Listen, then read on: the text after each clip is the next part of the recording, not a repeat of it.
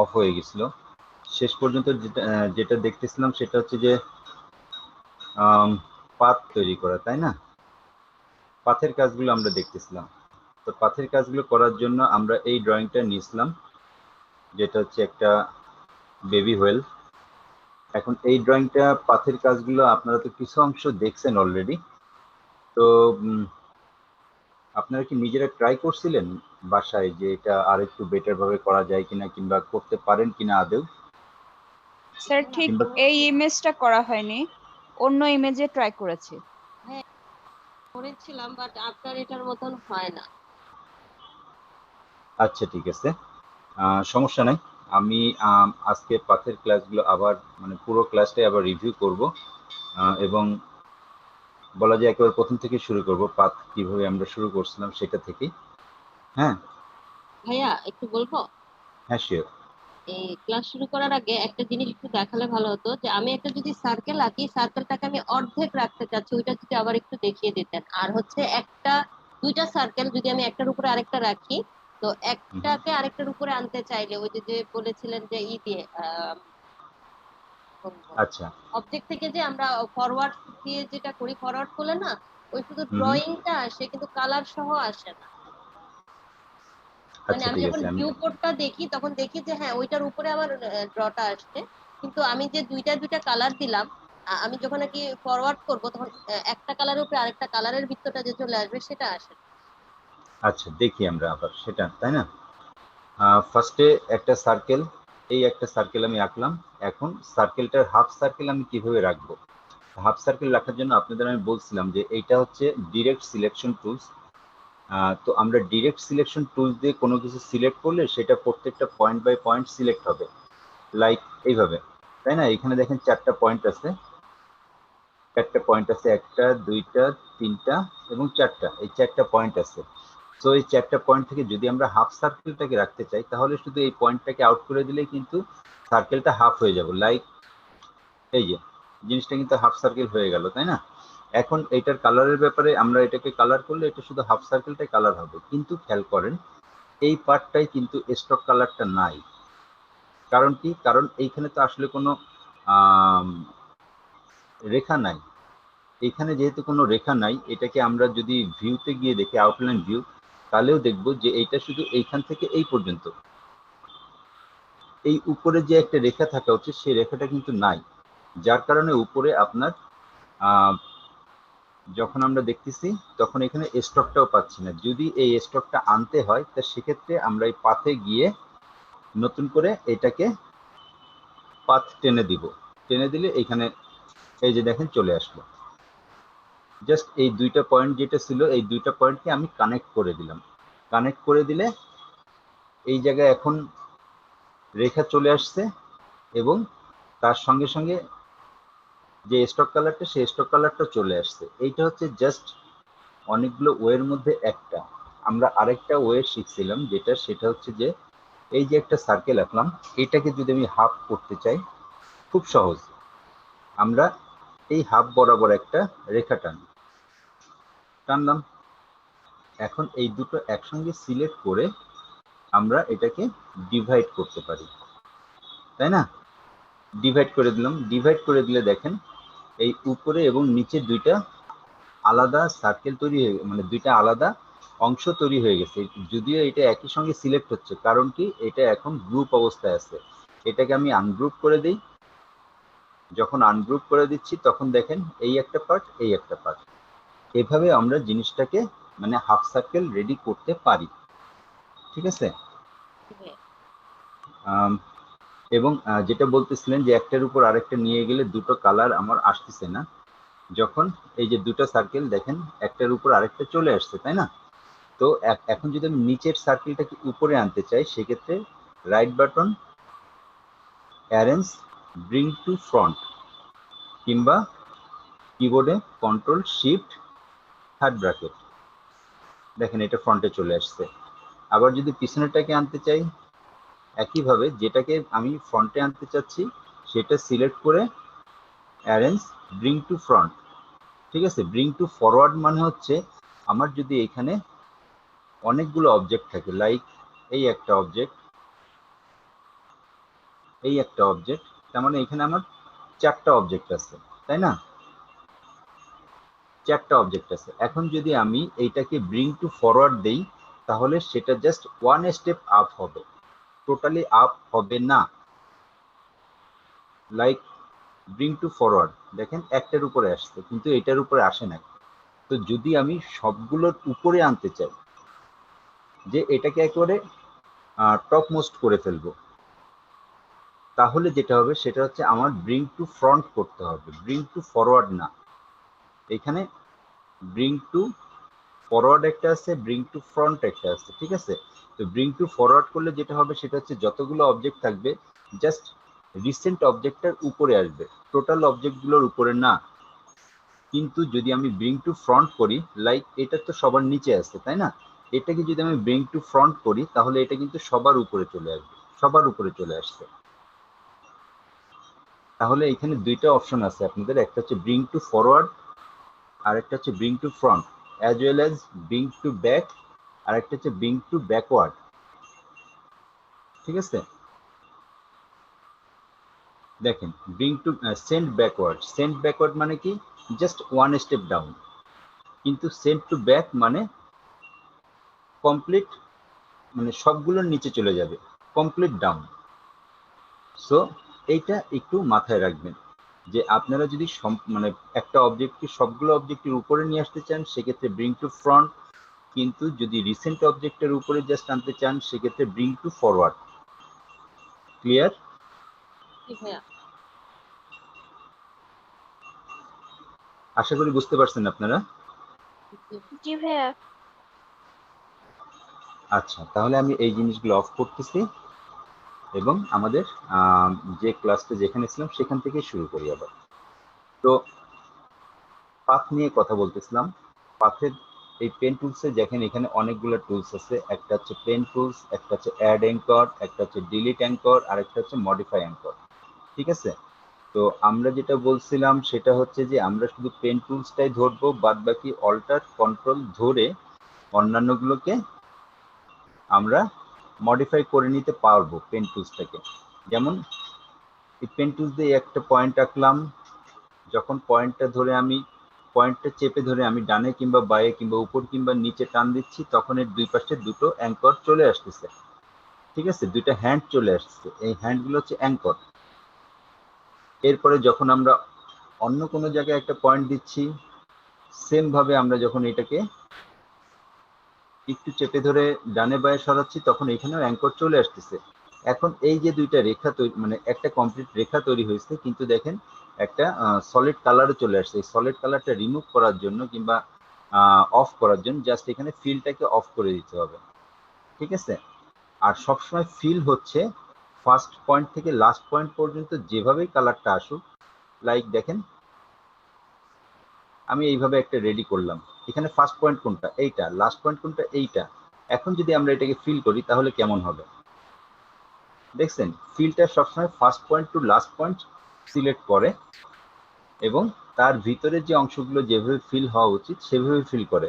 সুতরাং আমরা যখন পাথ নিয়ে কাজ করব তখন বেটার হচ্ছে ফিলটাকে অফ করে রাখা, তাহলে আমাদের পাথের কাজগুলো আমাদের প্রয়োজন মতো আমরা মডিফাই এবং অন্যান্য কিছু করতে পারবো এবং যখন কমপ্লিট হবে তখন আমরা আমাদের ফিল কালার প্রয়োজন মতো ইউজ করব।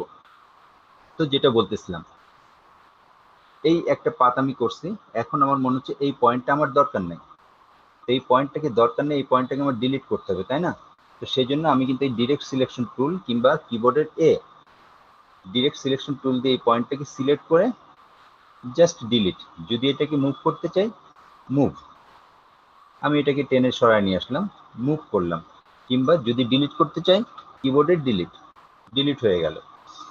তো এই অবস্থায় পাথ টুলস আমার সিলেক্ট আছে। এখন যদি এই যে পাথ আমি টানছি সেই পাথের মধ্যবর্তী কোনো জায়গায় মাউসটা নিই তখন সেখানে একটা প্লাস চিহ্ন চলে আসবে, এটা হচ্ছে অটো সাজেশন, ঠিক আছে? এই প্লাস চিহ্ন দিয়ে এর মাঝে আমি কোনো অ্যাঙ্কর পয়েন্ট যদি দিতে চাই সেই অ্যাঙ্কর পয়েন্টটা দিতে পারবো।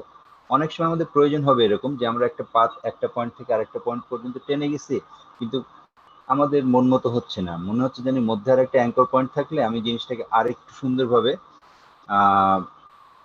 রেডি করতে পারতাম। তো সেই জন্য অ্যাঙ্কর পয়েন্ট দেওয়ার জন্য পাথের যে কোনো মধ্যবর্তী জায়গায় আমি মাউসটা নিলে একটা অ্যাঙ্কর পয়েন্ট মানে পাথের প্লাস পয়েন্ট চলে আসবে, যেখানে নতুন একটা অ্যাঙ্কর আমি রেডি করতে পারবো, তাই না? এখন দেখেন নতুন একটা অ্যাঙ্কর যখন আমি রেডি করলাম, এই অ্যাঙ্করটা এই আগের যে পাথটা ছিল এই পাথের সাবস্টিটিউট নতুন একটা পয়েন্ট যখন রেডি করলাম, এই পয়েন্টটা ওই আগের পাথের সাবস্টিটিউট অ্যাঙ্করও রেডি করে ফেলছে।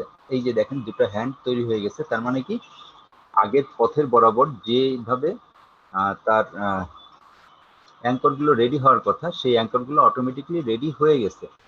এখন কোনো একটা পয়েন্টের উপরে যদি আমি মাউস নেই পাথ সিলেক্ট করা অবস্থায়, তখন অটো সাজেশন কি আসতে পারে? মাইনাস, অর্থাৎ অ্যাঙ্করটাকে ডিলিট করে দেওয়া। এইভাবে আমরা অ্যাঙ্করটাকে ডিলিট করে দিতে পারি। দেখেন অ্যাঙ্করটাকে ডিলিট করে দেওয়ার সঙ্গে সঙ্গে আগে অ্যাঙ্করটা যখন ছিল তখন পয়েন্টটা যখন ছিল তখন পয়েন্টের সঙ্গে দুইটা অ্যাঙ্কর ছিল, তাই না? পয়েন্টের সঙ্গে দুইটা অ্যাঙ্কর ছিল, সে অ্যাঙ্করের জন্য পয়েন্টটা মানে রেখাটা কার্ভ অবস্থায় ছিল। কিন্তু যখনই আমি এই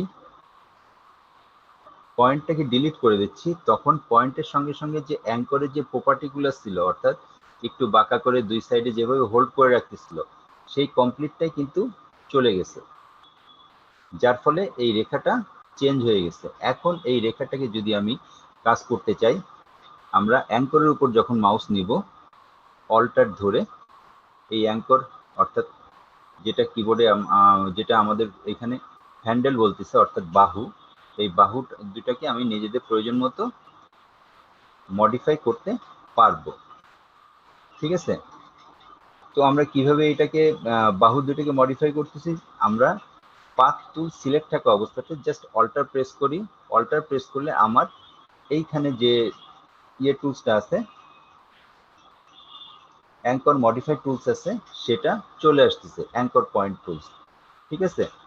তো আমি কি করতেছি, জাস্ট অল্টার প্রেস করতেছি অ্যাঙ্কর পয়েন্ট টুলসটাকে নিয়ে আসার জন্য। আবার যখন আমরা অ্যাঙ্করটাকে সরাতে যাব কিংবা যখন আমাদের এই ডিরেক্ট সিলেকশন টুলসটা দরকার পড়বে, তখন আমরা কন্ট্রোল দিলেই ডিরেক্ট সিলেকশন টুলসটা পেয়ে যাচ্ছি। দেখছেন, কন্ট্রোল দিয়ে আমি ডাইরেক্ট এটাকে মুভ করাতে পারছি, তার মানে ডিরেক্ট সিলেকশন টুলসটা পেয়ে যাচ্ছি কন্ট্রোল দিলে, এবং অল্টার দিলে শুধুমাত্র ওই বাহুগুলাকে কিংবা হ্যান্ডগুলাকে মুভ করাতে পারতেছি। তো আপনারা যখন কাজ করবেন তখন কিছুটা ডিফিকাল্টি প্রথম অবস্থায় ফেস করবেন, কখন অল্টার দিতে হবে কিংবা কখন কন্ট্রোল চেপে ধরতে হবে এই ব্যাপারে, কিন্তু কাজ করতে করতে দেখবেন যে এগুলা ইজি হয়ে গেছে। এই অবস্থায় মনে হতে পারে যে আমি যখন এই অ্যাঙ্কর পয়েন্টটা সিলেক্ট করতেছি, এই অ্যাঙ্করের উপরের অ্যাঙ্করটা আমি আর খুঁজে পাচ্ছি না, তাই না? এটা চলে গেছে উপরে, এখন আমি এটাকে নামাবো কিভাবে? তো এইটাকে নামানোর জন্য সেই আগের মতো স্পেস বার দিয়ে আমি এটাকে নামায় নিয়ে আসছি, ঠিক আছে? সো মুভ করার জন্য মানে আমার বোর্ডটাকে কিংবা পেজটাকে মুভ করার জন্য যে কোনো পরিস্থিতিতে আমি স্পেস বার ইউজ করতে পারি। তো এই হচ্ছে একটা মোটামুটি পাথের বেসিক, যে আমরা পাথগুলো কিভাবে তৈরি করব কিংবা কিভাবে পাথ নিয়ে কাজ করব। তো এখন আমরা জাস্ট ড্রয়িংটা আঁকি।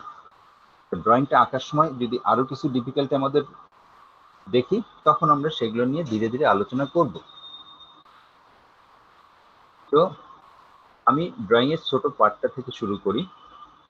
যেমন এখানে ফার্স্টে আমি একটা পয়েন্ট তৈরি করলাম এবং পয়েন্টের দুই পাশে দুইটা বাহু এঁকে নিলাম, যেটা নেক্সট টাইম আমাদের হেল্প করবে।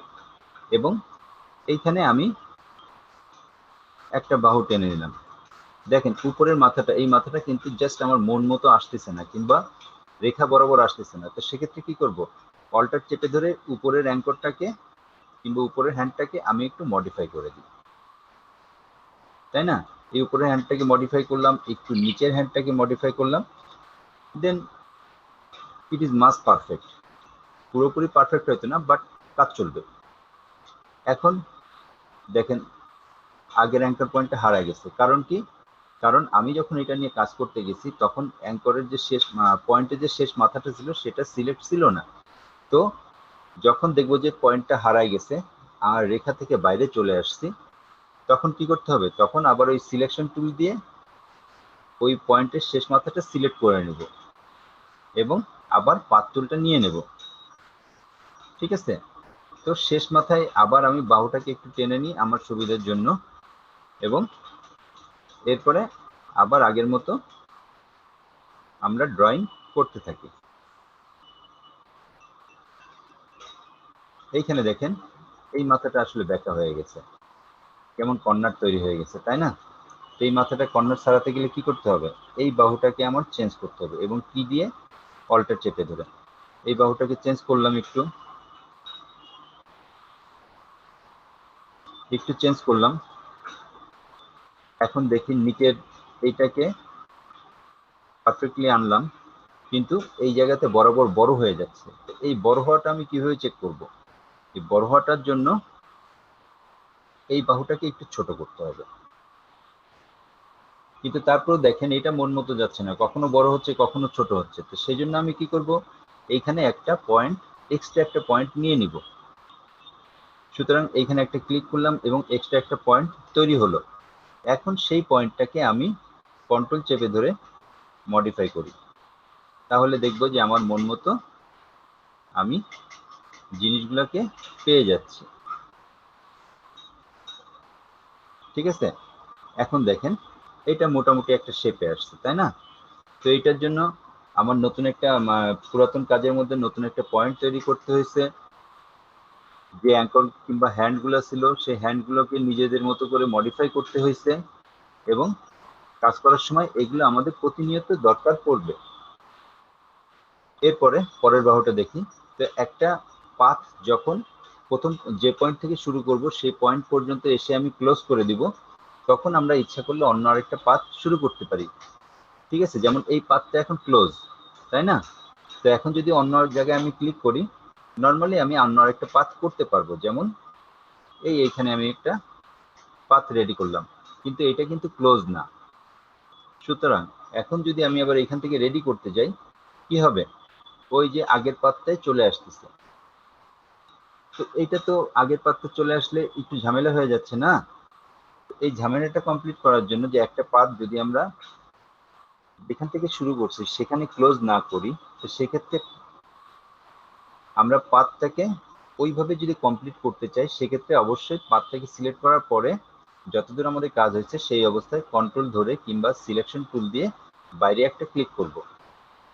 তাহলে দেখেন এই পাথটা এখন কমপ্লিট, কিংবা এই পাথটা এখন আর আমার পরবর্তী পাথে যে কাজ করব সেখানে ডিস্টার্ব করবে না। এরপরে পরের পার্টটা আমি রেডি করার ট্রাই করি।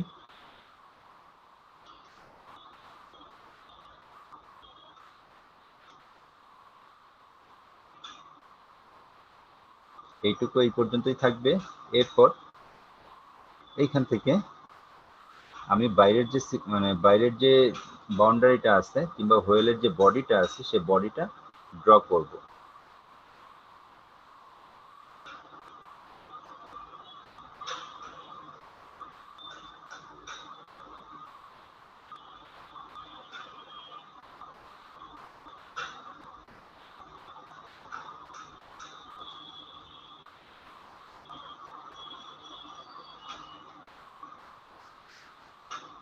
এই যে বাইরের বডিটা আমার ড্র করা শেষ হয়ে গেল।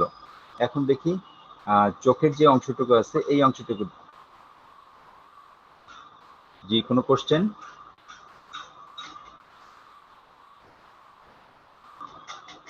ওকে, চোখের যে অংশটুকু আছে সেই অংশটুকু আমি ড্র করি। কন্ট্রোল চেপে ধরে বাইরে ক্লিক করলাম, এই ড্রয়িংটা ওই পর্যন্তই থাকলো। এরপরে চোখের যে ছোট ছোট পার্ট আছে, ছোট ছোট রেখাগুলো, লাইনগুলো, আমি এই লাইনগুলো দিয়ে দিই।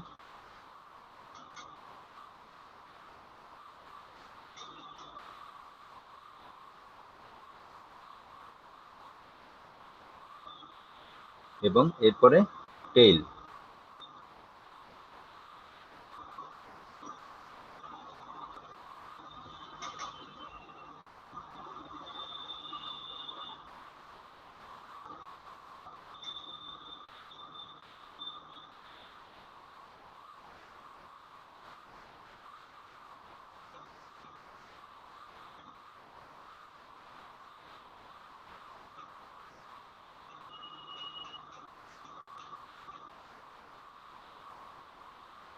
এখন দেখেন এই অ্যাঙ্কর পয়েন্টটা বাইরের দিকে আছে, এইটা যদি আমি এইভাবে আঁকি তাহলে এটা বাইরের সাইডে চলে আসছে, যার কারণে আমি এই অ্যাঙ্কর পয়েন্টটাকে শুধু এইটাকে আমি ভিতরের দিকে নিয়ে যাব, নিয়ে গেলে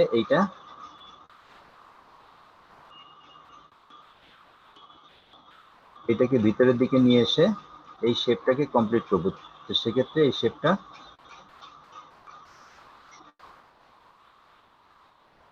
শেপটা সুন্দর করে কমপ্লিট করতে পারবো। এখনো মনে হয় একটু বেড়ে গেছে এই, এবং তার ভিতরে এখানে আরো দুইটা রেখা আছে,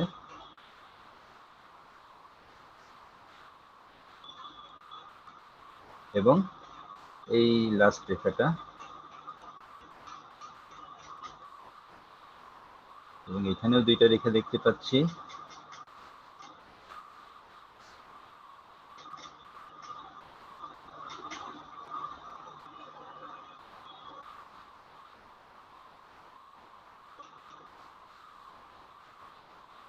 এইখানে আরেকটা নতুন জিনিস খেয়াল করেন, আমি যখন এটাকে মুভ করতেছি, এর আগে যখন অল্টার চেপে আমি মুভ করতেছিলাম তখন অ্যাঙ্করের শুধু যে বাহুটা আমি ধরতেছিলাম সেই বাহুটাই মুভ হচ্ছিল, তাই না? কিন্তু এখানে দেখেন যখন আমি কন্ট্রোল চেপে ধরে মুভ করতেছি তখন একই সঙ্গে আমার দুইটা বাহু কিন্তু মুভ করতেছে, এবং সেক্ষেত্রে আমার শেপটা প্রয়োজন মতো মডিফাই করতে পারতেছি। তো এখানে খেয়াল করেন এই যে পয়েন্টটা আছে, এই পয়েন্টের উপর যখন আমি কন্ট্রোল চেপে ক্লিক করতেছি তখন এর এখানে দুইটা বাহু আসতেছে, এই যে দুই পাশে দুইটা বাহু। এখন আমি চাচ্ছি দুইটা বাহু একই সঙ্গে, অর্থাৎ যেটা আমি ছোট করব বড় করব ডানে বাঁয়ে নিব, একই রকম ভাবে নিব। সেক্ষেত্রে আমি অবশ্যই কন্ট্রোল ধরে নিয়ে এই পয়েন্টটাকে মুভ করাতে চেষ্টা করব। হ্যাঁ, তাহলে যে দুইটা পয়েন্ট আছে দুইটা পয়েন্ট একই সঙ্গে মুভ করবে। এখন এই যে উপরে ওয়াটার ড্রপ গুলো আছে, এই ওয়াটার ড্রপটা আমি দিয়ে দিই।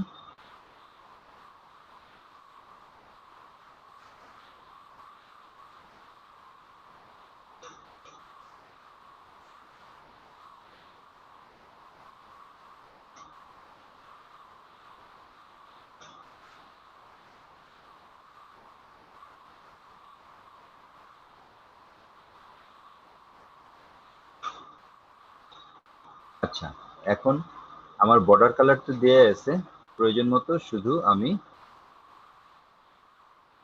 ফিল কালার গুলো দিয়ে দিই, এবং ফিল কালার দিয়ে দেওয়ার জন্য এই তিনটে একসঙ্গে সিলেক্ট করলাম, এইটা সিলেক্ট করলাম, এইটা সিলেক্ট করলাম, এবং নিচের এইটা সিলেক্ট করলাম। এই সবগুলো একই রকম ফিল কালার হবে, সো ফিল কালার দিয়ে দিলাম। এবং এরপরে এইটার ফিল কালারটা একটু ডিপ করে দিব, হয়ে গেল। এখন দেখেন এইটার ফিল কালার দেওয়ার কারণে কিছু কিছু অংশ ভিতরে চলে গেছে, তাই না? তার মানে ঢাকা পড়ে গেছে। এই অংশগুলো ব্যাক করানোর জন্য আমি এটাকে রাইট বাটন ক্লিক করে অ্যারেঞ্জ সেন্ড টু ব্যাক দিয়ে দিলাম। এখন দেখেন আমার মূল যে পিকচার ছিল এইটা সেইটারও নিচে চলে গেছে। সেই জন্য মূল যে পিকচার যেটাকে আমি লক করে রাখছিলাম, তাই না, এটাকে আনলক করি, কন্ট্রোল অল্টার 2 আনলক, এবং আনলক করার পর এই পিকচারটা এখান থেকে সরাই দিলাম। সরাই দেওয়ার পর দেখেন আমাদের ওয়েলটা কমপ্লিট হয়ে গেছে।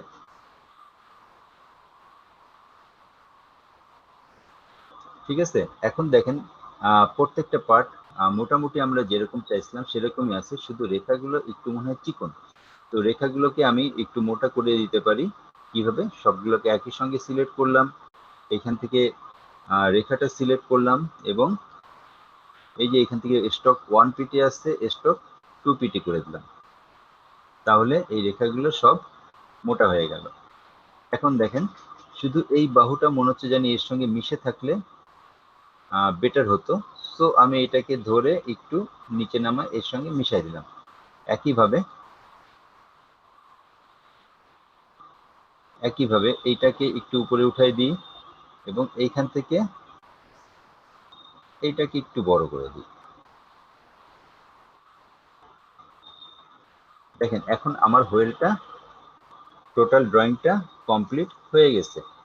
সো এর ভিতরে বুঝতে পারেননি কিংবা কোনো কোশ্চেন আছে? No sir. সবাই বুঝতে পারছেন? জি ভাইয়া। আচ্ছা, তার মানে আমি বলতে পারি যে আপনারা এই ড্রয়িং গুলা মোটামুটি পারবেন, তাই না? জি ভাইয়া, চেষ্টা করব, পারবো। ওকে, তাহলে আমি ড্রয়িং নিয়ে এই পাশের এই ড্রয়িংটা আপনাদের এখন আর দেখাচ্ছি না। এইটা ধরে রাখতে পারেন যে আপনারা এটা আমাকে রেডি করে দেখাবেন। তার মানে সর্ট অফ আপনাদের হোমওয়ার্ক থাকলো এটা। হুম, এছাড়া নেটে এই ধরনের আরো অনেক ড্রয়িং পাবেন, তো সেগুলা থেকে নিজেদের মানে নিজেদের ইচ্ছা মতো আপনারা রেডি করে আমাকে একটু দেখান। স্যার, হোমওয়ার্ক গুলো কি ইমেজ আকারে আমাদের দেওয়া হবে? আপনারা তো ভিডিওটা পাবেন, ভিডিও থেকে স্ক্রিনশট ভিডিওতে? নিয়ে নিতে পারবেন, ঠিক আছে? আচ্ছা। আর স্যার, আর প্রিভিয়াস ক্লাসে যে আমরা হোমওয়ার্ক করেছি ওটা স্যার আপনাকে মেল করা হয়েছিল। স্যার অঞ্জলি ড্রাইভে আপু দেয়নি না? স্যার। জি, ড্রাইভের লিঙ্কটা আমি এখনো চেক করার সুযোগ পাইনি, কিন্তু আমাকে মেইল করছিলেন, অঞ্জলি আপু মেইল করছিলেন, সো তারটা আমি দেখছি। স্যার আমার পরবর্তীতে স্যার আমার হচ্ছে গুলশান বিথি স্যার। জি, আমি পরবর্তীতে একদিন বসে নেক্সট দিন জাস্ট এই ক্লাসগুলো আপনাদের কাজগুলো নেক্সট পর্যন্ত যেটা পাঠাবেন এই ক্লাস পর্যন্ত প্রত্যেকটা কাজ আমি রিভিউ করব, এবং কোথাও যদি কোনো সমস্যা থাকে সেগুলা আশা করি আমরা একই সঙ্গে রেডি করতে পারবো। হ্যাঁ, জি স্যার। স্যার আমার আইডি স্যার সাইদা গুলশান আরা, আর ইমেইলে স্যার আছে হচ্ছে গুলশান বিথি। ওকে, শিওর, আমি চেক করে দেখবো অবশ্যই। জি স্যার। ভাইয়া একটু বলবো, জি, অবশ্যই। কোনো ডিজাইন ছাড়া আমাদেরকে কি একটু একদম ব্ল্যাঙ্ক পেজে কি একটু পাথটা একটু আরেকবার দেখানো হবে, যেটা যেভাবে আপনি খুব ইজিলি মুভ করছেন এবং দুইটা করে হ্যান্ড তৈরি হচ্ছে?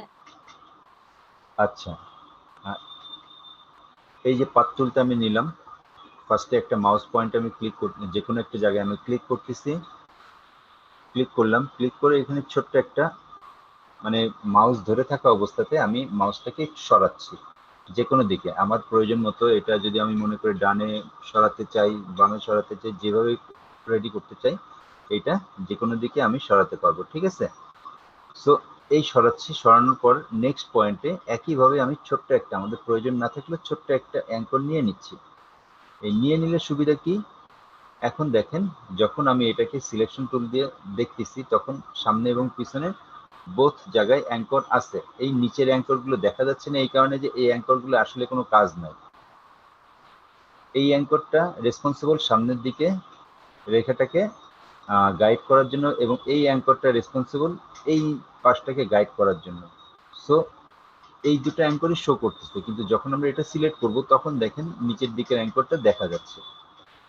এখন এই অ্যাঙ্কর পয়েন্টগুলোকে আমরা নিজেদের মতো মডিফাই করতে পারি,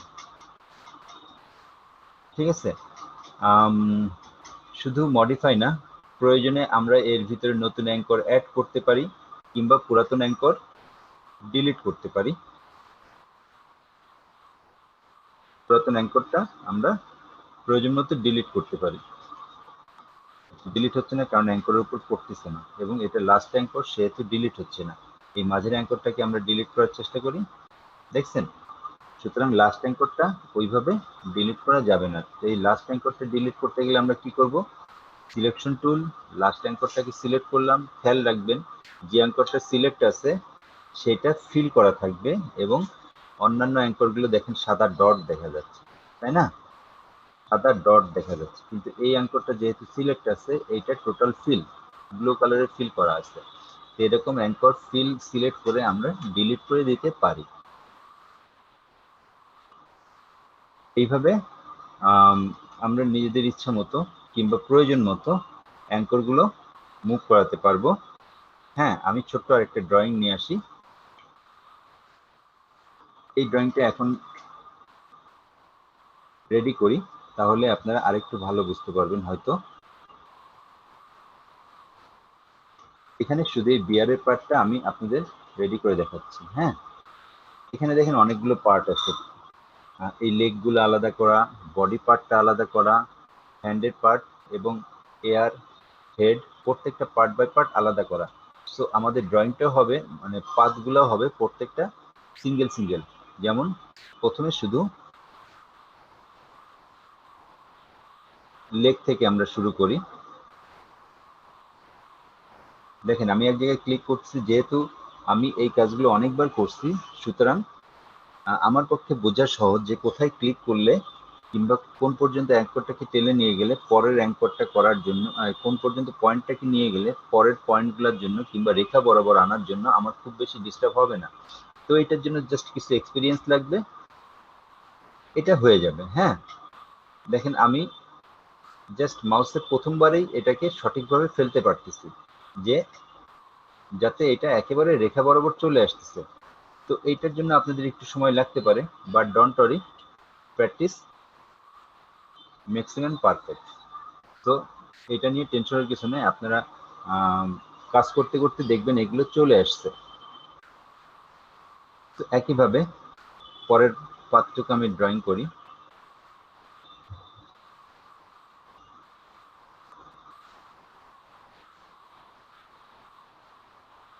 দেখেন এই অংশটুকুকে আমি ছোট করে নিয়ে আসতেছি, কিন্তু আমি কিন্তু মাউস এখনো ছাড়িনি, কিন্তু তারপরেও একটা অ্যাঙ্কর পয়েন্টকে আমি ছোট করে নিয়ে আসছি, আর একটা অ্যাঙ্কর পয়েন্ট কিন্তু যে জায়গায় আছে সে জায়গায় থাকছে। এটা কিভাবে? এটার জন্য ওই মাউসটা ওই ধরা অবস্থাতে আমি অল্টার চাপ দিচ্ছি, কিবোর্ডের অল্টার ধরে, লাইক আমি আবার আনি, যখন মাউসটাকে এখানে আমি ক্লিক করলাম, ক্লিক করার পরে আমি একটু সরাচ্ছি, আমার অ্যাঙ্কর পয়েন্ট তৈরি হচ্ছে। যখন উপরের বাহুটা আমার কমপ্লিট হয়ে গেল, যে না উপরের প্রাইমারি অংশটুকু কমপ্লিট হয়ে গেছে, তখন আমি করতেছি কি, পরের অংশটুকু করার জন্য আমার অ্যাঙ্কর এতদূর না হলেও চলবে, একটু ছোট লাগবে। এটা হচ্ছে অভিজ্ঞতা থেকে আসলে।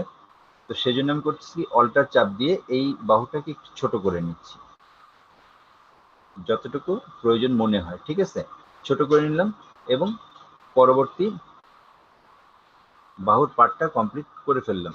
তো এইভাবে যদি কোনো অ্যাঙ্কর ধরে থাকা অবস্থা, যদি কোনো পয়েন্ট ধরে থাকা অবস্থায়, মাউস ধরে থাকা অবস্থায় কিংবা পয়েন্টে কাজ করা অবস্থাতে অ্যাঙ্কর পয়েন্টগুলো ছোট বড় করতে হয়, তো সেক্ষেত্রে ওই অবস্থাতে অল্টার চাপ দিয়ে আপনি এই জিনিসগুলোকে ছোট বড় করতে পারবেন।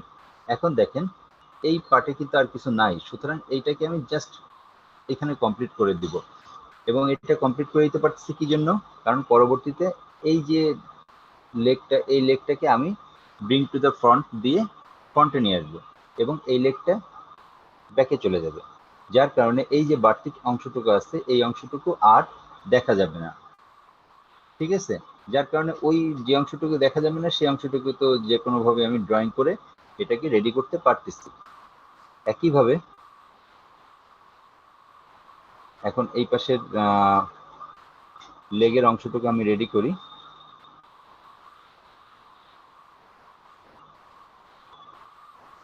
এই যে কমপ্লিট করে দিলাম। এখানে দেখেন কিছু অড পার্ট রয়ে গেছে, বাট এগুলো যেহেতু ঢেকে যাবে কিংবা এই অংশটুকুকে আমি উপরে নিয়ে আসবো, তখন এই দুই পাশের এই অংশগুলা আর দেখা যাবে না, সুতরাং তখন আমার ড্রয়িংটা ইজিলি কমপ্লিট মনে হবে।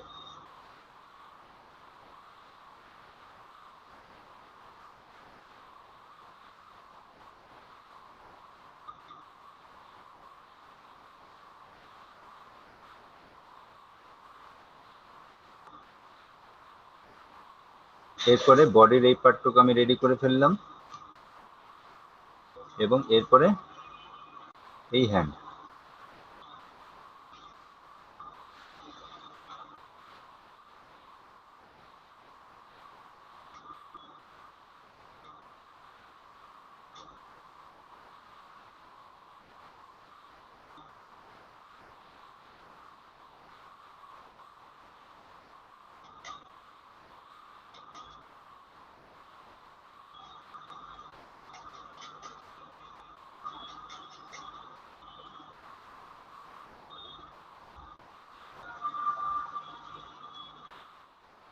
এবং সবশেষে না, আরো কিছু করতে হবে।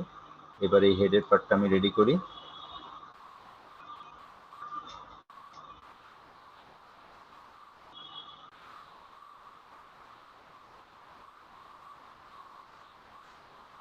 দেখেন আমি যখন পয়েন্টগুলো ক্লোজ করতেছি তখন বেশ কিছু অড পয়েন্ট চলে আসতেছে, কিংবা যেগুলা থাকা উচিত না এই ধরনের কিছু চলে আসছে। তো যখন আমি এগুলোকে ফিল করব, কালার দিয়ে ঢাকা পড়বে, তখন ওই অংশগুলো দেখা যাবে না।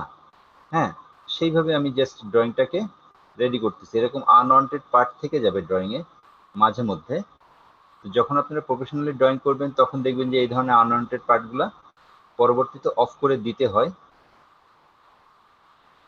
কিন্তু যদি এরকম থেকে যায় সেক্ষেত্রেও তেমন সমস্যা নাই, কারণ এগুলো অ্যাকচুয়ালি খুব একটা বেশি ডিস্টার্ব করে না যদি এগুলো ঢাকা থাকে। কিন্তু খেয়াল রাখবেন সবসময় আপনার কাজের মধ্যে যেন এগুলো দেখা না যায়।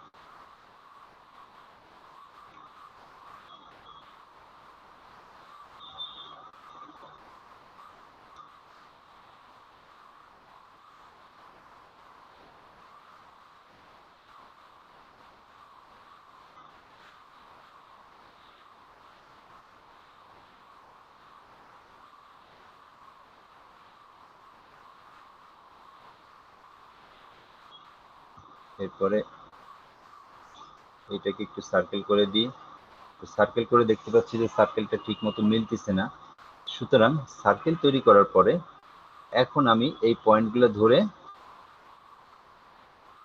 একটু মডিফাই করে এটাকে এর যেভাবে হওয়া উচিত সেটাকে রেডি করে দিব। এটাকে সার্কেল রেডি করলাম এই কারণে যে একটা সার্কেলকে আমরা নিজেদের ইচ্ছা মতো এইখানে মডিফাই করতে চাই।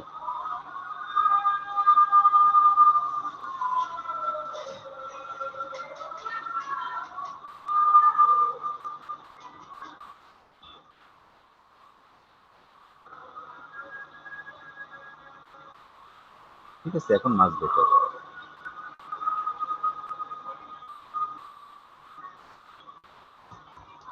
এরপরে এখানে ছোট দুইটা সার্কেল আছে,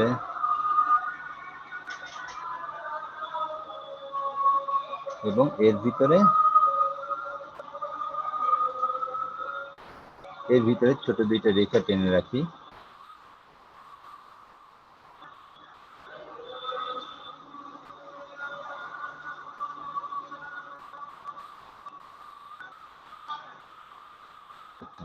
এরপর আমি একে একে কমপ্লিট করি। তো যেটা বলতেছিলাম, এই কমপ্লিট জিনিসটাকে আমি প্রথমে ফিল করে দিচ্ছি একটা, ঠিক আছে। এরপরে যেটা যেখানে বসার দরকার সেটা সেখানে বসায় ফেলবো। এখন দেখেন এইখানে এই অংশটা আমার উপরে আসা উচিত। তো অ্যারেঞ্জ, ব্রিং টু ফ্রন্ট। তারপর এই যে এই পার্টের কোনো ফিল থাকা উচিত না, এইটার ফিলটা অফ করে দিলাম। একইভাবে এই দুইটা পার্টের এবং এই যে ছোট ছোট অংশগুলো আছে এই ছোট ছোট অংশ ফিল থাকবে না, এই ফিলগুলো অফ করে দিচ্ছি। এই দুইটা পিছনে যাওয়া উচিত, সেন্ট টু ব্যাক, একেবারে নিচে চলে গেছে। ঠিক আছে, প্রয়োজন মতো আমরা এটাকে আবার তুলে নিয়ে আসবো।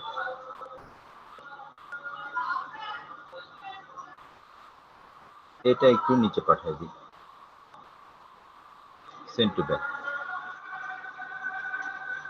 এরপরে আমাদের মেইন যে পিকচারটা আছে সেই পিকচারটাকে জাস্ট সরাই দিই।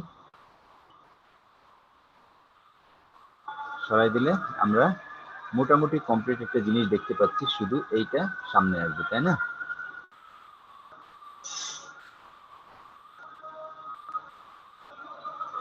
এবং এই যে সার্কেল দুইটা আছে এই সার্কেল দুটা সলিড ব্ল্যাক কালার হবে। তো সেই জন্য এইখান থেকে কালারটাকে তুলে নিয়ে গিয়ে মাউস চেপে উপরে দিয়ে দিলাম, সলিড ব্ল্যাক কালার হয়ে গেল। এবং এই ভিতরে যে ছোট দুইটা রেখা টানছিলাম, এই যে ছোট দুইটা রেখা আছে ছোট দুইটা রেখাকে আমি ফিল কালার এটা দিয়ে দিলাম।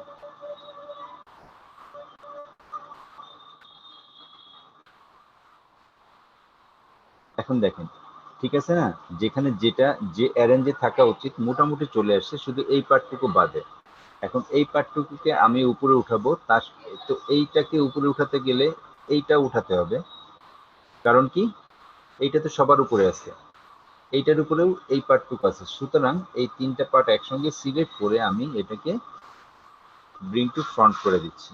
তাহলে এটা এই তিনটা পার্ট একসঙ্গে উপরে চলে আসলো এবং আমার ড্রয়িংটা এখন মোটামুটি কমপ্লিট। তো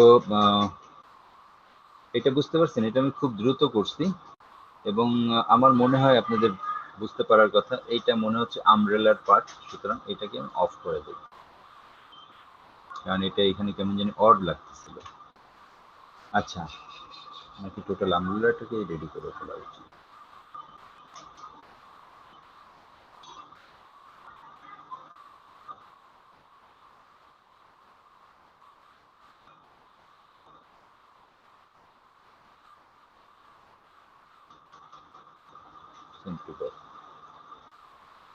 আচ্ছা, এই পর্যন্ত সবাই বুঝতে পারছেন তাই না? ভাইয়া ওই যে পয়েন্টগুলা যে অফ করছেন ওটা কি একটু বলা যায় একবার? আচ্ছা, পয়েন্টগুলো অ্যাকচুয়ালি অফ করছে কি, যেমন এইখানে আমি যদি এটাকে এটা জাস্ট একটার উপরে আরেকটা থাকার মতো অবস্থা। আমি যদি এইখানে এই যে ড্রয়িং এর এই পার্টটুকু আছে, এই পার্টটুকু যদি সবার উপরে রাখি, তাহলে এর যে অড অংশটুকু আছে সেই অংশটুকু চলে আসছে, যার কারণে আমার খেয়াল রাখতে হবে যে আমরা যখন এটাকে ড্রয়িং করতেছি তখন যেমন এটাকে যখন দেখতে পাচ্ছি আমি, তখন মাঝের এই অংশটা সবচেয়ে উপরে, তাই না? দেখে বোঝা যাচ্ছে যে এই পার্টটা উপরে আছে এবং এই অংশটার নিচে এইখানে আমার ড্রয়িংটা আছে। সুতরাং আমার প্রয়োজন মতো অংশগুলোকে আমি কোনোটা উপরে নিয়ে আসবো, কোনোটা পিছনে নিয়ে আসবো, কিন্তু যখন আমি এইটাকে ভিউ আউটলাইন ভিউতে দেখতে পাচ্ছি তখন দেখেন এখানে কিন্তু অনেক আনওয়ান্টেড পার্ট রয়ে গেছে। যেমন এইখানে এই অংশটুকু রয়ে গেছে, এইখানে এই অংশটুকু রয়ে গেছে, এইখানে কতগুলো অংশ রয়ে গেছে, নিচের দিকেও কতগুলো অংশ রয়ে গেছে, কিন্তু এগুলো দেখা যাচ্ছে না। কারণ কি? কারণ প্রত্যেকটা অবজেক্ট কোনটার উপরে বসালে কিছু অংশ অমিট হয়ে যাবে, সেটা মানে কিছু কিছু অংশ জাস্ট অমিট হয়ে যাচ্ছে। কারণ কি? কোনো একটা অবজেক্ট আরেকটা অবজেক্টের উপরে আছে। যেমন এই অবজেক্টটাকে আমি যদি সরাই ফেলি তাহলে কিন্তু এইখানে এই দুটো পার্ট রয়ে গেছে। যেহেতু এই অবজেক্টটা উপরে আছে, সুতরাং অন্য যে দুইটার আনওয়ান্টেড অংশ আছে কিংবা অপ্রয়োজনীয় অংশগুলো রয়ে গেছে, সেই অংশগুলো ঢাকা পড়ে যাচ্ছে। ঠিক আছে? এটা হচ্ছে অনেকটা একটা মানে ছোট ছোট কাগজের টুকরা বসায় ছবি আঁকার মতো। কিছু কাগজে বাড়তি অংশ থাকলে সেই বাড়তি অংশের উপরে অন্য একটা কাগজ পড়লে ওই বাড়তি অংশটা ঢেকে যায়, তাই না? তো এইটা হচ্ছে অনেকটা সেই ধরনের। এখানে যে আমি প্রত্যেকটা অবজেক্ট তৈরি করতেছি, যেমন এই একটা অবজেক্ট, এই একটা অবজেক্ট, এই একটা, এরকম অনেক ছোট ছোট অবজেক্ট মিলে একটা পিকচার তৈরি হচ্ছে। তো এইখানে অবজেক্টগুলো প্রত্যেকটা অবজেক্ট কিন্তু কমপ্লিটলি ইভেন হবে না, কিছু কিছু অড পার্ট থেকে যাবে কিংবা থেকে যাওয়া উচিত। আপনাদের প্রয়োজনে আপনারা রেখে দিবেন, পরবর্তীতে হয়তো মডিফাই করতে হয় কিংবা ওই পার্টগুলো কমপ্লিট করতে গেলে অনেকটা সময় নষ্ট হয়, সেই কারণে। তো এরকম ক্ষেত্রে কোন অবজেক্টে উপরে আসবে, কোন অবজেক্টের নিচে যাবে, এইটার মাধ্যমে আমাদের প্রয়োজনীয় জিনিসগুলোকে আমরা রেডি করব এবং কাজ করতে করতে দেখবেন এগুলা মোটেও কঠিন কিছু না। নিজেরাই বুঝতে পারবেন যে এইখানে এই অংশটা রয়েছে, সুতরাং ওর পাশের যে পার্টটুকু আছে সেই পার্টটুকু উপরে উঠাই দিলে সেই অংশটা নিচে চলে যাবে। ঠিক আছে? তো পাথের ব্যাপারে আমি মোটামুটি এই পর্যন্ত দেখাচ্ছি আপনাদের, কিন্তু কিন্তু পাথের মতোই আরো কিছু ছোট ছোট কাজ আজকে আমরা এই সুযোগে দেখে ফেলি। যেমন আমি আপনাদের কিছুক্ষণ আগে বলতেছিলাম যে একটা বক্স টেনে সেটাকে আমরা নিজেদের প্রয়োজন মতো মডিফাই করতে পারি। যেমন এই যে নিজেদের প্রয়োজন মতো মডিফাই করে বললাম, নিজেদের ইচ্ছা মতো মডিফাই করতে পারতেছি কিংবা নিজেদের ইচ্ছা মতো মডিফাই করতেছি,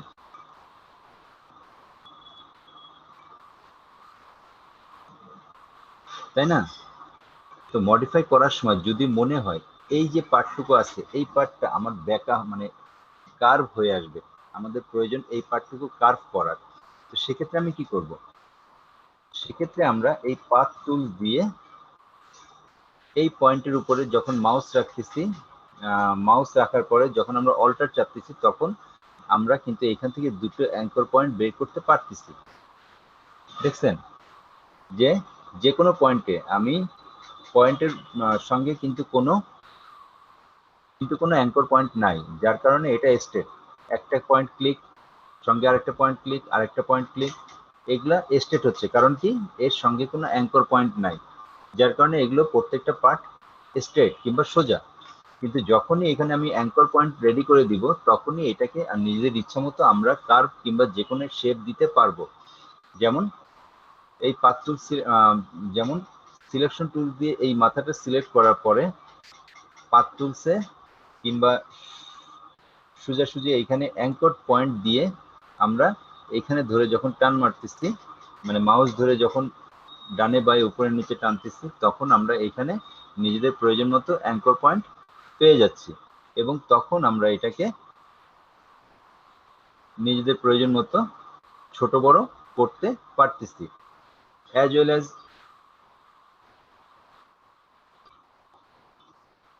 সার্কেলের ক্ষেত্রেও, সার্কেলে আগে থেকে অ্যাঙ্কর পয়েন্ট থাকে। যেমন আমরা শুধু এই পার্টটা যখন সিলেক্ট করছি, তখন দেখছি যে দুই পাশে দুটো অ্যাঙ্কর পয়েন্ট আছে, তাই না? সেই অ্যাঙ্কর পয়েন্টগুলোকে আমরা আমাদের প্রয়োজন মতো মডিফাই করতে পারতেছি। দেখেন সার্কেলটা এখন টোটালি ভিন্ন একটা রকম হয়ে গেছে। তো কখনো কখনো হয়তো আমাদের প্রয়োজন পড়তে পারে যে একটা সার্কেল রেডি করে নিয়ে সেই সার্কেলের পয়েন্টগুলোকে মডিফাই করে নতুন একটা জিনিস কিংবা নতুন একটা অবজেক্ট তৈরি করা। তো সেক্ষেত্রে আমরা এইখানে যে কোনো ড্রয়িং থেকে আমরা সেগুলোকে তৈরি করতে পারবো। ঠিক আছে? তো পাথ এবং এই ধরনের জিনিসগুলা আরো অনেক আছে এইখানে। যেমন একটা স্টার আঁকার পরে সেই স্টারের পয়েন্টগুলোকে কিন্তু আমরা মডিফাই করতে পারি। সুতরাং বোঝা যাচ্ছে যে এইখানে যতগুলো জিনিস আছে, প্রত্যেকটা জিনিসের পয়েন্টগুলোকেই আমরা নিজেদের ইচ্ছা মতো মডিফাই করতে পারবো। ঠিক আছে? তো এখন খুব শর্ট টাইমের মধ্যে আমরা আরো ছোট্ট একটা জিনিস শিখে নিই, যেটা এখন পর্যন্ত আমি আপনাদের বলি নাই কিংবা দেখি নাই। সেটা হচ্ছে, আমরা এই যে ড্রয়িং করতেছি, পাথ তৈরি করতেছি, বক্স তৈরি করতেছি, বিভিন্ন ধরনের ঘর বাড়ি এগুলো রেডি করতেছি, কিন্তু প্রত্যেকটা সময় আমাদের কিন্তু কিছু টেক্সটের দরকার পড়বে, তাই না? কিছু লেখার দরকার পড়বে।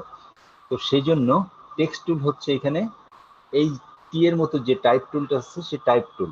কিন্তু টাইপ টুলে যখন আপনি ক্লিক করবেন, তখন দেখবেন যে এখানে অনেকগুলা অপশন আছে। তো কোনটা কি কাজ করে? টাইপ টুল হচ্ছে, যখন আমি ক্লিক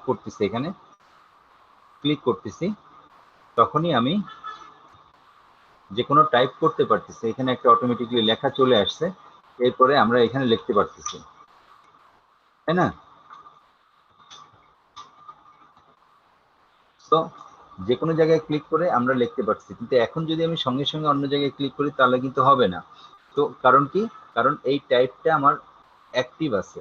তো এটাকে ইনঅ্যাক্টিভ করে নিয়ে কিংবা একবার সিলেকশন টুল ক্লিক করে সাইডে ক্লিক করে নিয়ে আবার আমি অন্য কোনো জায়গায় টাইপ করতে পারবো। ঠিক আছে? এখন আমি এই দুটো টাইপকে নিজেদের ইচ্ছা মতো, লাইক অ্যান অবজেক্ট, একটা অবজেক্টকে যেভাবে আমি সরাতে পারতেছিলাম, এই টাইপগুলোকে আমি সেরকম ভাবে সরাতে পারবো। এখন প্রশ্ন আসতে পারে, আমি যখন এই টাইপগুলোকে লিখে যাচ্ছি, ঠিক আছে, আমি লেখার সুবিধা জাস্ট আপনাদের দেখানোর জন্য কিছু কপি পেস্ট করতেছি। মনে করেন যখন আমি লিখে যাচ্ছি, এটা কিন্তু শেষ হচ্ছে না। তার মানে কি, যতই বড় লিখে যাব, এটা এক লাইনে হয়ে যাচ্ছে। তো অনেক সময় এটা করতে হবে কি, যে এন্টার দিয়ে দিয়ে এটাকে নেক্সট স্টেপে আনতে হবে। কিন্তু এটা কোনো গ্রেট সলিউশন না। যখন আমাদের একটা প্যারাগ্রাফ রেডি করতে হবে, অনেকগুলো টেক্সট থাকবে, একটা প্যারাগ্রাফের মতো একটা নির্দিষ্ট পয়েন্টের ভিতরে থাকতে হবে, তখন আমরা কি করব? তখন তো এইভাবে আমরা টেক্সট টাইপ করলে যেটা হবে সেটা হচ্ছে যে সবগুলো টেক্সট একই লাইনে টাইপ হবে। যেমন মনে করেন অন্য জায়গা থেকে কিছু টেক্সট কপি করে নিয়ে আসি, ঠিক আছে, লাইক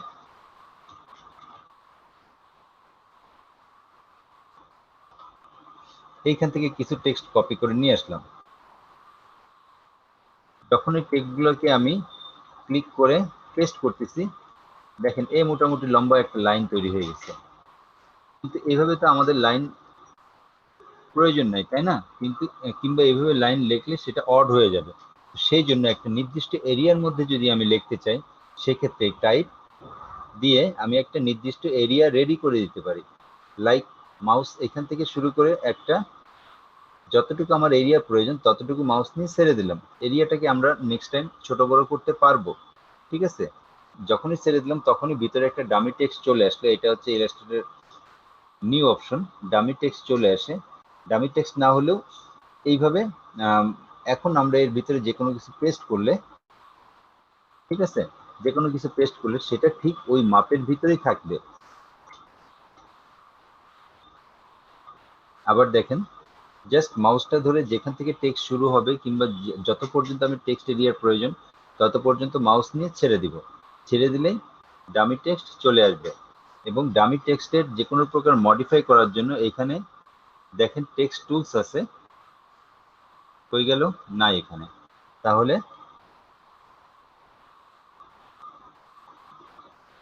এই যে টাইপে ক্লিক করলাম, এটাকে এইখানে ড্রকিং করে দিই। এখন আমি এইখান থেকে যে কোনো প্রকার টাইপ অর্থাৎ ফন্টগুলো চেঞ্জ করতে পারতেছি, তাই না? ফন্টগুলো চেঞ্জ করতে পারতেছি কিংবা বড় ছোট সবগুলোই করতে পারতেছি।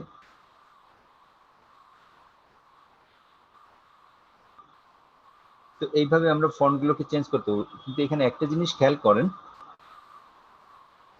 এই যে পার্টটুকুর ভিতরে আমরা যে এরিয়াটুকু সিলেক্ট করছিলাম, ফন্ট যখন সেই এরিয়ার বাইরে চলে আসতেছে, লাইক এর নিচেও কিন্তু কিছু ফন্ট আছে, পুরো লেখাটা আমার এর ভিতরে অ্যারেঞ্জ হয় নাই। তো সেই জন্য কিছু লেখা বাইরে চলে গেছে, এবং বাইরে যে চলে গেছে এটা আমি কিভাবে বুঝতেছি? কারণ এখানে একটা লাল চিহ্ন চলে আসছে, দেখছেন? এবং এইটাকে, এই যে বাইরে চলে গেছে, এইটাকে ঠিক করার জন্য কি করতে পারি? এইটাকে ঠিক করার জন্য এই যে পার্টটা আছে এই পার্টটাকে আমি ধরে একটু নিচে নামিয়ে দিতে পারি কিংবা এদিকে ধরে বাড়াই দিতে পারি। আদারওয়াইজ এইখান থেকে পয়েন্টগুলোকে একটু ছোট বড় করে আমরা এই জিনিসটাকে রেডি করতে পারি। তো এমএস ওয়ার্ডের ভিতরে দেখছেন যে অপশনগুলা, যে লাইন হাইট, লিডিং, প্রত্যেকটা অপশনে এখানে আছে। সো এগুলো আপনারা নিজেরা একটু দেখে নিন। যেহেতু এমএস ওয়ার্ড এবং এই ধরনের ইয়ের মধ্যে এই ফন্ট টুলসের যতগুলো অপশন আছে এগুলো মোটামুটি দেখছেন, সুতরাং আমি এইখানে আর বিস্তারিত যাচ্ছি না। যেমন প্যারাগ্রাফের মধ্যেও যতগুলো আছে, যেমন middle alignment, left align, right align, এই প্রত্যেকটা জিনিসই আপনারা দেখছেন।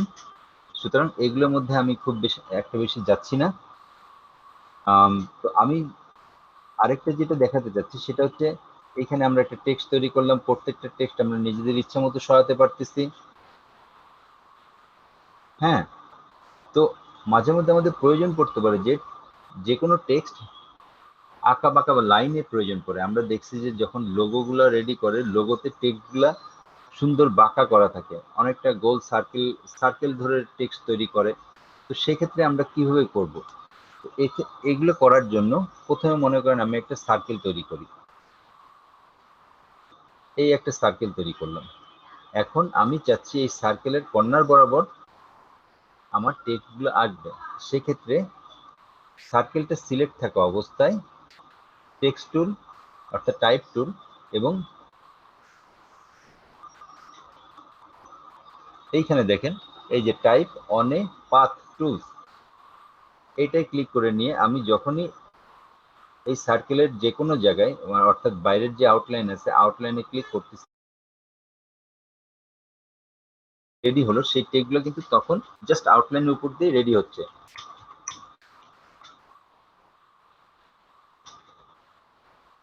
ঠিক আছে, এখন প্রশ্ন আসতে পারে এটা তো ঠিক যেখান থেকে আমি ক্লিক করলাম সেখান থেকে রেডি হচ্ছে, কিন্তু প্রয়োজন মতো আমি টেক্সটটাকে সরাবো কিংবা অন্য কোনো কাজ করব কিভাবে? সেই জন্য জাস্ট আমি টেক্সটটাকে সিলেক্ট করছি। সিলেক্ট করার সঙ্গে সঙ্গে দেখেন এইখানে কতগুলো ছোট ছোট অপশন তৈরি হয়ে যাচ্ছে। যেমন এইখানে একটা দাগ চলে আসছে, উপরে কিছু দাগ চলে আসছে। হ্যাঁ, এখন দেখেন এই দাগটাকে যখন আমি সরাচ্ছি টেক্সটটা কিন্তু সরতেছে। ঠিক আছে, এখন এই টেক্সটটাকে যদি আমি ঠিক মাঝ বরাবর চাই সেক্ষেত্রে কি করব? এটাকে ফার্স্টে মিডল অ্যালাইন করি এবং এইখানে দেখেন দাগ এখন দুইটা আছে, একটা হচ্ছে ফন্ট পয়েন্ট, একটা হচ্ছে মানে স্টার্টিং পয়েন্ট, একটা হচ্ছে এন্ড পয়েন্ট, ঠিক আছে, এইটা হচ্ছে স্টার্টিং পয়েন্ট, কোথা থেকে আমার টেক্সটটা শুরু হবে। যেমন আমি যদি এটাকে লেফট অ্যালাইন করে দিই, এটা এই জায়গা থেকে শুরু হয়েছে, এবং একটা হচ্ছে এন্ডিং পয়েন্ট, যদি আমি এটাকে রাইট অ্যালাইন করে দিই, এটা এন্ডিং পয়েন্টে চলে যাচ্ছে। যদি সেন্টার অ্যালাইন করি, এটা ঠিক মাঝ বরাবর থাকতেছে। তাহলে এইভাবে আমরা যে কোনো টেক্সট, মানে যে কোনো লাইন বরাবর, শুধু এরকম সার্কেলের উপরই না, সাপোজ আমরা একটা রাউন্ডেড রেক্টেঙ্গেল টানছি, সেই রাউন্ডেড রেক্টেঙ্গেল উপরেও আমরা আমাদের টেক্সটগুলোকে লিখতে পারবো, ঠিক আছে। যেমন এই যে কমপ্লিটলি রাউন্ডেড রেক্টেঙ্গেল অনুসারে টেক্সটটা চলে আসছে। এইভাবে আমাদের প্রয়োজন মতো এই কাজগুলো আমরা করতে পারবো। তো এইটা আমাদের নর্মালি কখন দরকার পড়তে পারে, যেমন আমরা একটা গোল সার্কেল আঁকতেছি, এর ঠিক বাইরে দিয়ে আমি লিখবো ওমেন এন্ড ডিজিটাল, নিচে লিখবো গ্রাফিক ডিজাইন ক্লাস। তো সেক্ষেত্রে আমার কি করতে হবে, মনে করেন যে এটা জাস্ট একটা সার্কেল থাকলো, এখন এর উপর দিয়ে আমি লিখতে চাচ্ছি ওমেন ডিজিটাল। সেক্ষেত্রে আমি জাস্ট, যেহেতু এখন নতুন একটা সার্কেল টানলে, নতুন একটা সার্কেল টানতেছি, ঠিক আছে। এখন এই দুটো সার্কেলকে আমি একই সঙ্গে মিডিল অ্যালাইন করতেছি আমার কাজের সুবিধার জন্য। মিডিল অ্যালাইন করে ফেললাম। এখন বাইরের যে সার্কেলটা আছে, এই সার্কেলটাকে জাস্ট আউটলাইন করে নিলাম, এবং সেখানে আমি অ্যাঙ্কর পয়েন্ট দিয়ে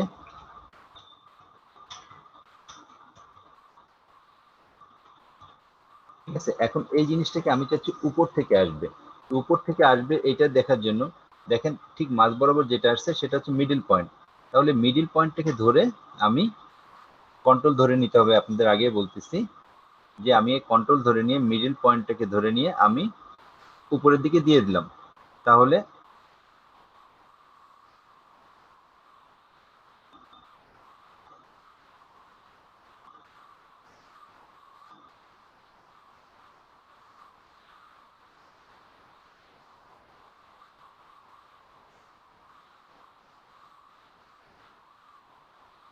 তাহলে এটা মাঝ বরাবর হয়ে গেল, এখনো টোটালি মাঝ বরাবর আসে নাই।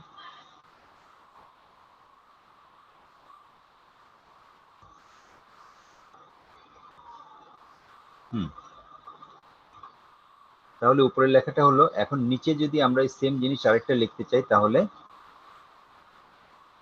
আরেকটা নিলাম, নিয়ে এইটারও বর্ডার রেডি করলাম, এবং এখানে টাইপ অন পাথ টুল দিয়ে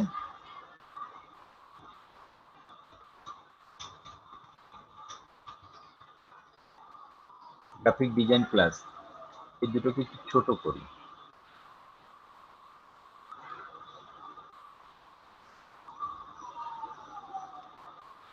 ঠিক আছে, এখন এই যে গ্রাফিক ডিজাইন ক্লাস, এইটা হবে হচ্ছে নিচের দিকে, তাই না? তাহলে এইটার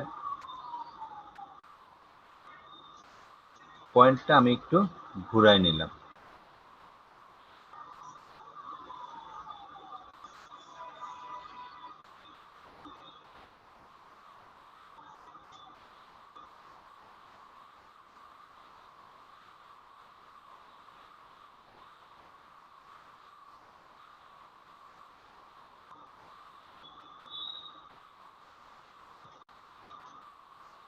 এখন দেখেন এটা আসলে দুই বিপরীত দিকে হয়ে গেছে, তাই না?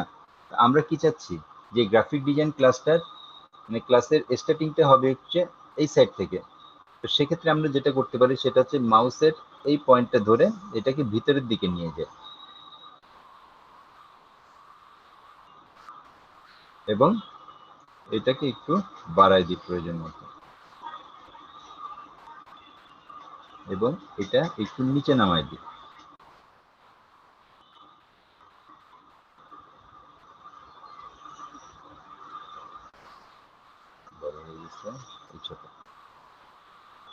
এখন দেখেন আমরা যে জিনিসটা চাচ্ছিলাম কিংবা যেভাবে হওয়া উচিত এখন মোটামুটি সেইভাবে আছে। এখন আপনারা অনেকেই কিন্তু এটাকে ঠিকমতো বুঝতে পারেন নাই। তো এইটাকে বোঝানোর জন্য এইটা জাস্ট আমি আপনাদের আজকে দেখালাম, এবং নেক্সট ক্লাসে আমি আবার এরকম লেখা কিভাবে রেডি করতে হয় সেটা দেখাবো। কিন্তু তারপরও এটা আপনারা নিজেরা বাসায় একটু দেখেন, যখন আপনারা প্র্যাকটিস করবেন তখন এটা নিজেরা একটু ট্রাই করেন, তাহলে আমার নেক্সট ক্লাসে একটু বোঝাতে সুবিধা হবে। ঠিক আছে? জি স্যার।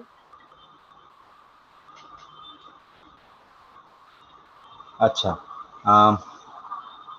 এইটা গেল টেক্সট টুল। টেক্সট টুলে আরো কিছু কিছু অপশন আছে যেগুলো কাজ করার সময় ধীরে ধীরে আমরা জানতে পারবো, কিন্তু বেসিক অপশন হচ্ছে এগুলাই, যে একটা টেক্সট প্যারাগ্রাফ অনুসারে টেক্সট রেডি করা। তারপর নর্মালি ছোট ছোট টেক্সটের জন্য আমরা এইভাবেই লাইন বাই লাইন টেক্সট মানে রেডি করতে পারি, কিন্তু যখন প্যারাগ্রাফ কিংবা বুক ব্রোশিউর কিংবা এই জাতীয় কাজগুলো করতে যাব তখন আমাদের এইভাবে প্যারাগ্রাফের মতো করে টেক্সট প্রয়োজন পড়বে। তারপর যখন আমরা লোগোর কাজ করতে যাব তখন আমাদের যে কোনো লাইন বরাবর কিংবা সাপোজ এই একটা পাথ তৈরি করছি,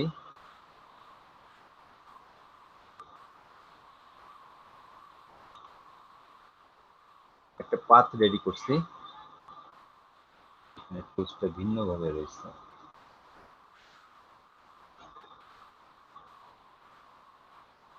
এভাবে পাথ রেডি করছি এবং সেই পাথ বরাবর আমরা আমাদের লেখাটাকে চাচ্ছি। তো সেক্ষেত্রে এইখান থেকে যে কোনো পাথ রেডি করে সেটাকে সিলেক্ট করার পরে আমরা সেই লেখাটাকে সেভাবে দিতে পারবো।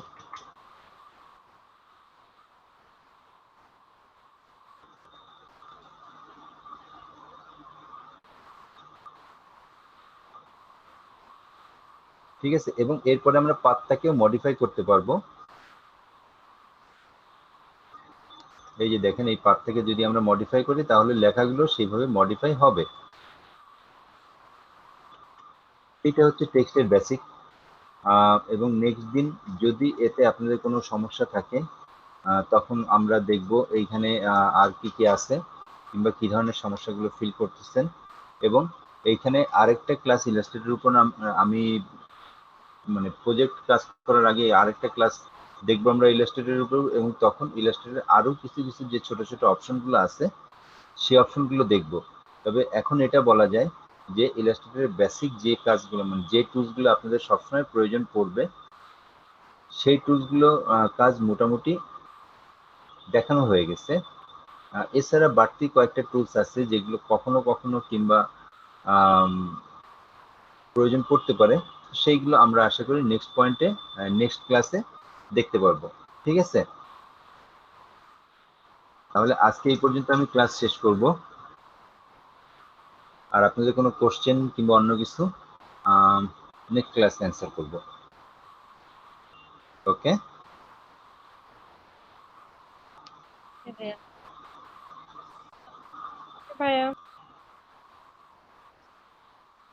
Thank you. তাহলে আমি শেয়ারিং স্টপ করতেছি। Thank you sir. আপনারা নিজেরা একটু দেখেন এগুলা।